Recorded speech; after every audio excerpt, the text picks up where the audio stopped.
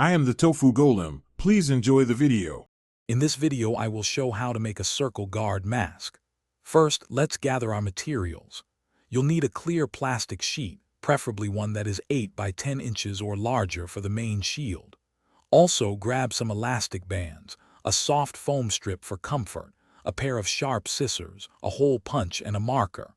Having everything ready makes the process much smoother and quicker, so take a moment to organize your workspace. Now let's get to cutting the main shield. Find a large circular object like a dinner plate or a bowl with a diameter of about 10 inches and place it on your plastic sheet. Use your marker to carefully trace around it, creating a perfect circle. Once traced, use your sharp scissors to cut along the line. Take your time to ensure a smooth, even cut.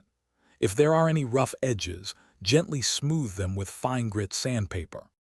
Next, we'll add the comfort and secure the fit. Take your soft foam strip, which should be about 4 inches long, and attach it to the top inner edge of your plastic circle. This will rest against your forehead. Then, using your hole punch, make 2 holes, each about 1 inch in from the sides just below the foam strip. Finally, thread an elastic band through these holes and tie a secure knot on each side. This creates the head strap. You're almost done. Now it's time for the final adjustments. Try on your new circle guard mask and adjust the elastic band so it fits snugly but comfortably around your head. The foam strip should rest gently on your forehead, providing a soft barrier. Before using your mask, give the plastic shield a quick clean with a soft cloth and some mild soap and water. This easy method provides a simple, effective protective barrier for various activities.